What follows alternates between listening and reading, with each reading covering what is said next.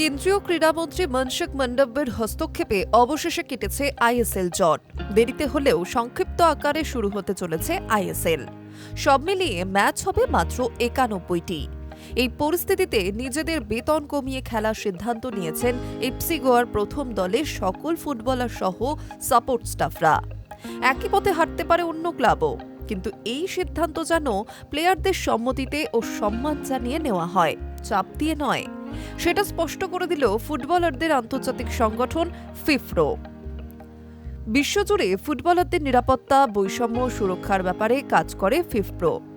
শুক্রবার তাদের এশিয়া ওয়াশিয়ানিয়া শাখার তরফ থেকে সোশ্যাল মিডিয়ায় আইএসএল নিয়ে দীর্ঘ বার্তা দেওয়া হয়।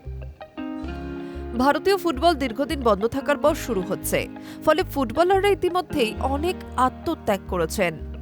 নিজস্ব সঞ্চয় ভেঙে সংসার চালাচ্ছেন কিংবা অন্য কোনো পেশার সঙ্গে যুক্ত হয়ে পড়েছেন। ফিফপ্রো এই বিষয়ে সচেতন। তারপরও যে প্লেয়াররা পেশাদারিত্ব দায়বদ্ধতা দেখাচ্ছেন তার প্রশংসাও করা হচ্ছে।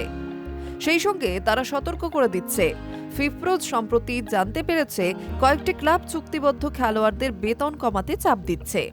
এই ধরনের পদক্ষেপ ফিফা এবং এআইএফএফ এর নিয়মাবলীর আওতায় খেলোয়াড়দের মৌলিক সুরক্ষাকে ক্ষুণ্ণ করে। ক্লাবগুলির কর্তব্য প্লেয়ারদের আর্থিক স্বার্থ দেখা এবং চুক্তির শর্তকে অপরিবর্তিত রাখা। তবে কোনো প্লেয়ার যদি স্বেচ্ছায় এই সিদ্ধান্ত নেয়, ফিফপ্রো তা সম্মান করে। কিন্তু যদি চুক্তির শর্ত পরিবর্তন করতে বাধ্য করা হয়, তবে তা অন্যায্য বলেই ধরা হবে। এক্ষেত্রে সেই প্লেয়ার সম্পূর্ণভাবে ফিফপ্রো ও ভারতীয় ফুটবলারদের সংগঠনের উপর ভরসা করতে পারে। শেষে তারা স্পষ্ট জানিয়ে দিয়েছে, লিগ শুরু করতে গিয়ে যেন প্লেয়ারদের মৌলিক অধিকারে হস্তক্ষেপ না করা হয়। এফসি গোয়া অবশ্য জানিয়েছে, ক্লাবের কঠিন সময়ে প্লেয়ার ও সাপোর্ট স্টাফরা বেতন কমানোর সিদ্ধান্ত নেওয়ায় তারা গর্বিত। ফলে মনে করা হচ্ছে এই সিদ্ধান্ত দুপক্ষের সম্মতিতেই নেওয়া হয়েছে। তবে অন্য একটি দলও একই চেষ্টা করেছিল, কিন্তু প্লেয়াররা রাজি হয়নি বলে জানা গিয়েছে। এরপরও যাতে কোনো প্লেয়ারকে চাপ দেওয়ার চেষ্টা না করা হয়, সেই নিয়ে আগাম সতর্কতা জানিয়ে দিল ফিফপ্রো। High news network.